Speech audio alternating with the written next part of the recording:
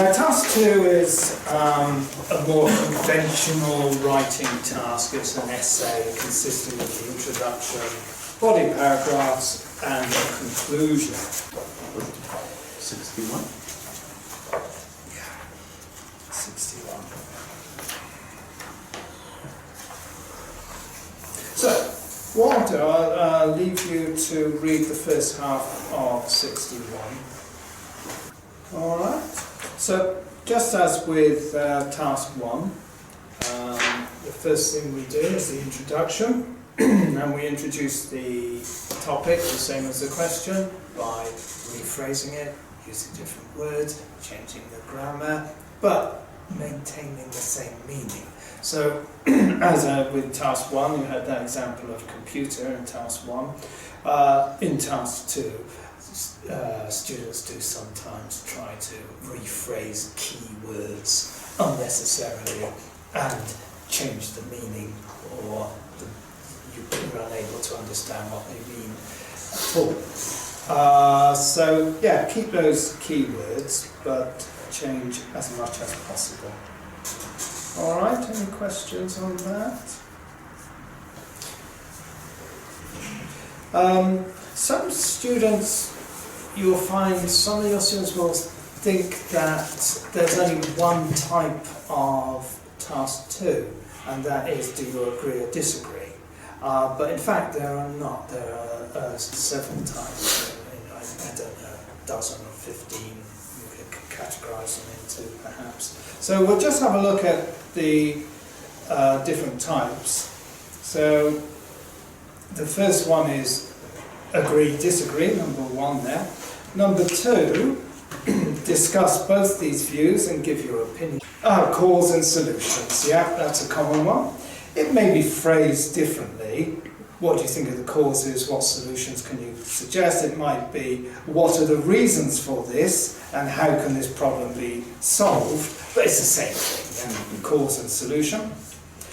And then we come to rarer ones. Which do you think is more important and why? This one's quite common actually now. This seems to be the flavour of the year. Do the advantages of this outweigh the disadvantages? That one's quite common. Discuss the pros and cons and give your own opinion. So both sides and your own opinion. Now, you get... Different than type number 2? Not really, is it? Okay, Good cool. point. Discuss both these views and give your opinion. No, it's the same, isn't it? Discuss the pros and cons of this situation and give your own views. It's the same. You're quite right. Yes, well done. Number 7 is a unique one. In your opinion, is this fear justified? You get unique ones. I've only ever seen this once, and I'm not saying they've only ever used it once, but it's rare. But there are quite a lot of unique ones. Identify what to suggest solutions. So this is problems and solutions. What can governments do to tackle this problem? This is solutions, but it's restricted to governments. Sometimes they narrow it down.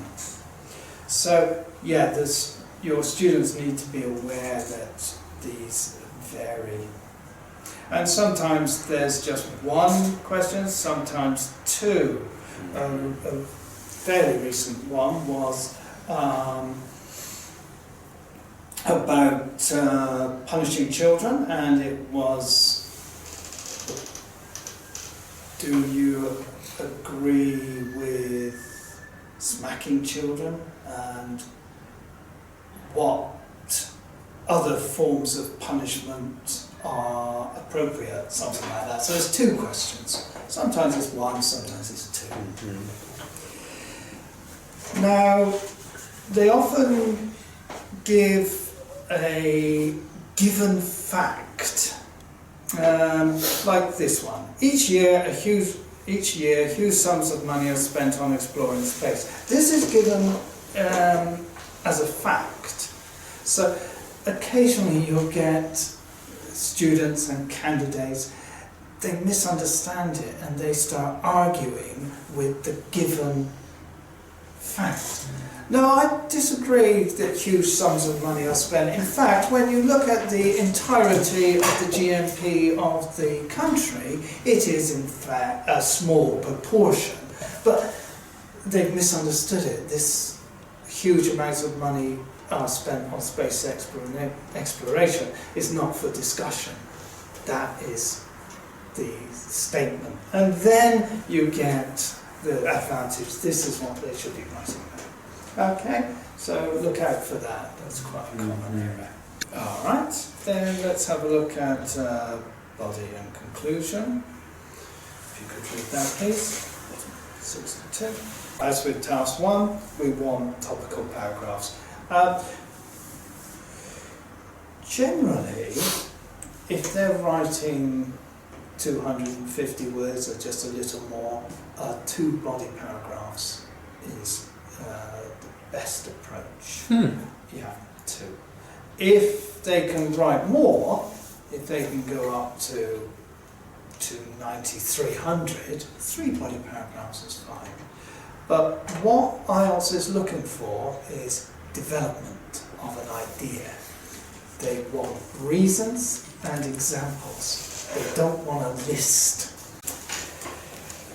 Okay, let's have a look at example, task 1. So, as with task 1, we've got the rubric, and we've got the topic and the question. Sometimes, as I say, there are 2 questions.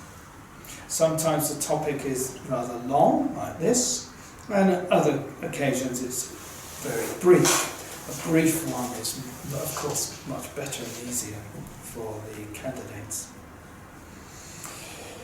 And again, they should be familiar with the rubric before they go into their test, so they don't need to read that in the test. Okay, so that's what the questions look like. Then, let's turn the page, and I'll give you some time to read this model answer and the comments around it on page 64.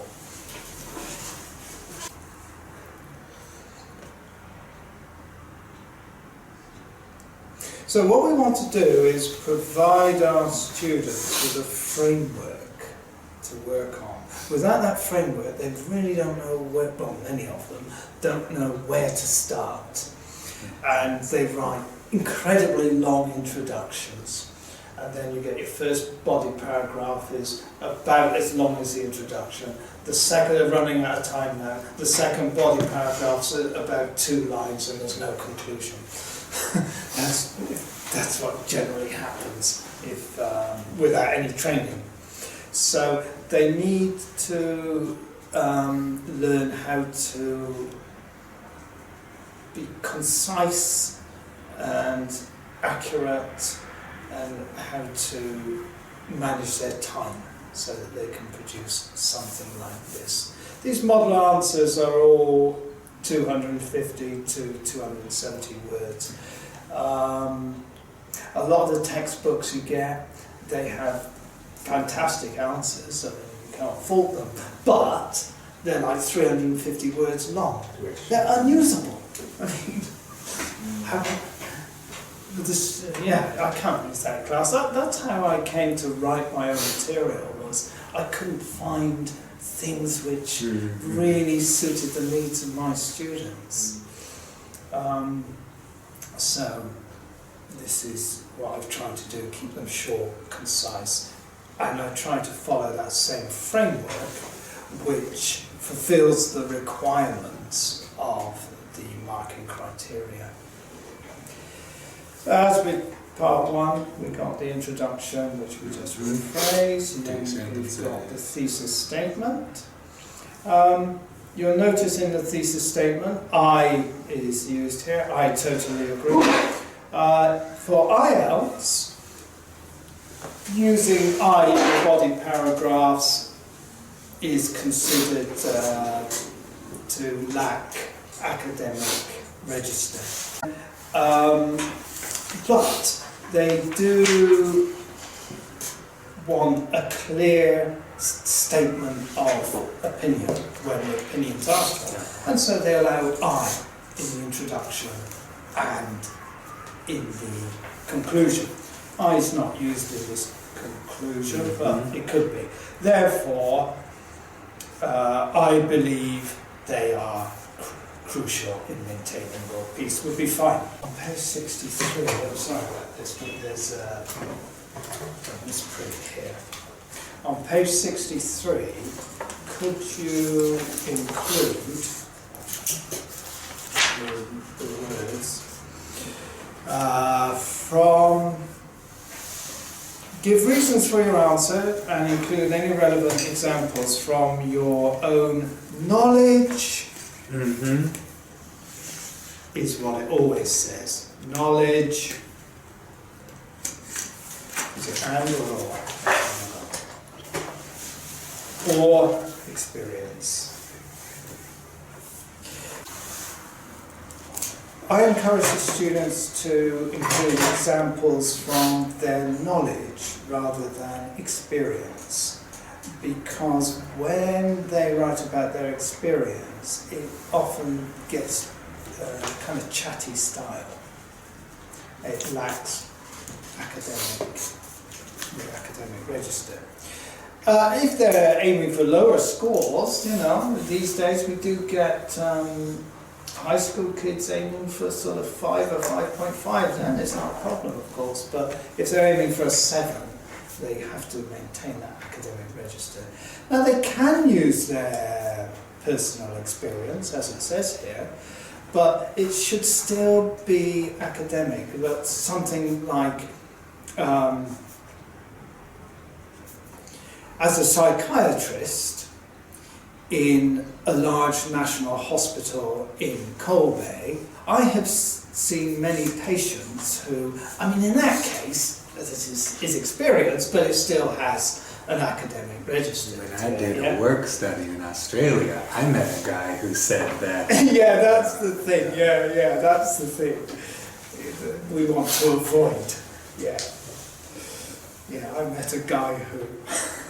That's right, and that's what it often degenerates into when they try to use their own experience. So, of course, we can allow it, but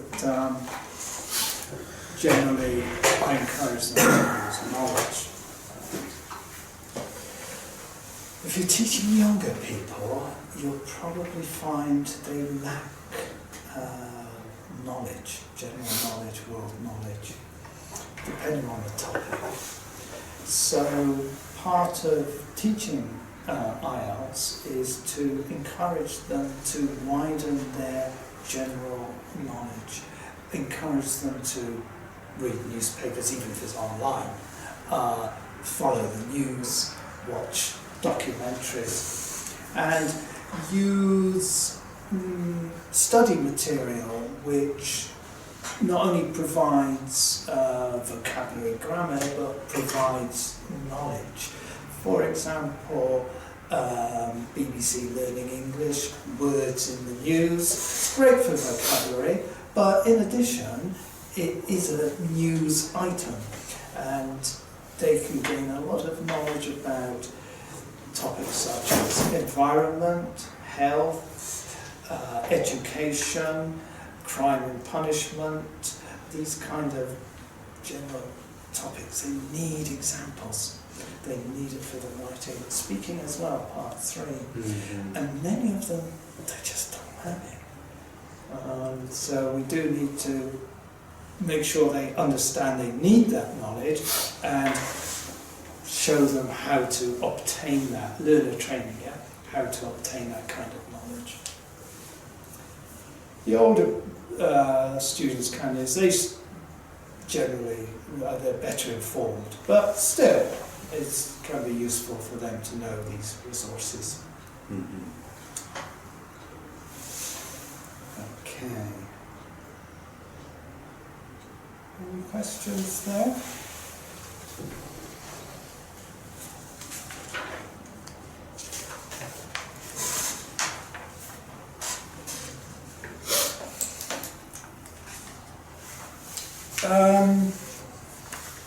Now we'll go back to the answer sheets, and we have that part about memorised, yeah? So the point there is that that didn't exist before. That was introduced, I don't know, 10, 12 years ago. And it was to address a problem where candidates were memorising sentences, whole paragraphs, and they were presenting writing which was basically a patchwork of memorised sentences. And they were doing quite well because they had very good vocabulary and good grammar. Okay, the coherence was lacking a bit, but they still got reasonable scores. But that's not what IELTS was trying to foster. It's not what they wanted to test, it's not a memorisation thing. So they introduced this memorised thing where the examiner completely removes the memorised section.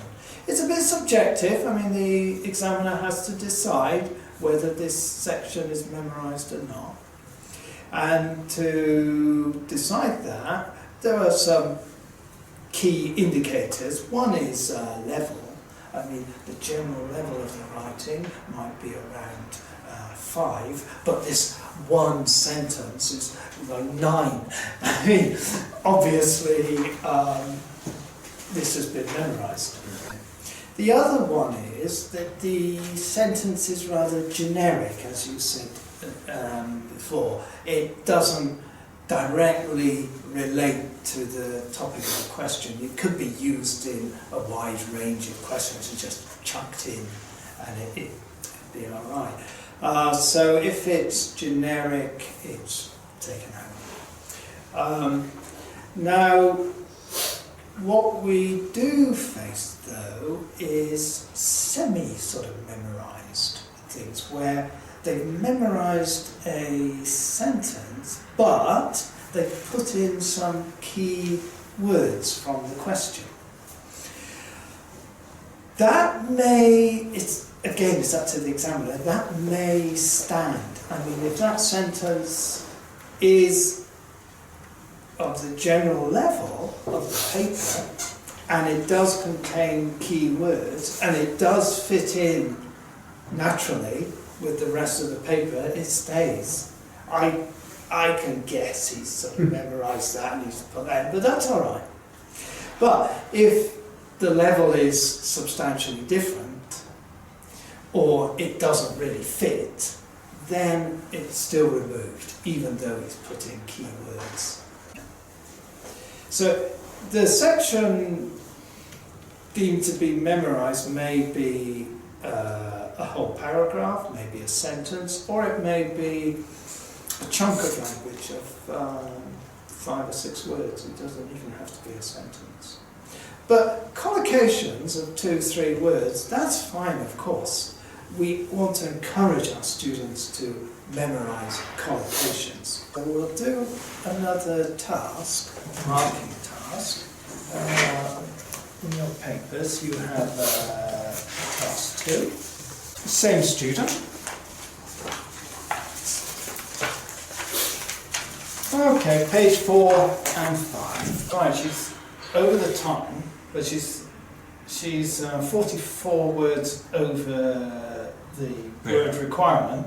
So if you removed about 40 words, it would read a lot better. So she should write less and spend more time thinking about the content and planning it and putting it into a nice order.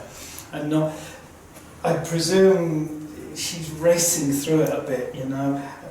She's concerned, am I going to write 250 words when I have time? And she's not really thinking, she's just writing as ideas as they pop into her head, in some sections, I suspect. So, yeah, she should slow down a bit, write less and plan better, for sure. On page 8 and 9, some corrections I made.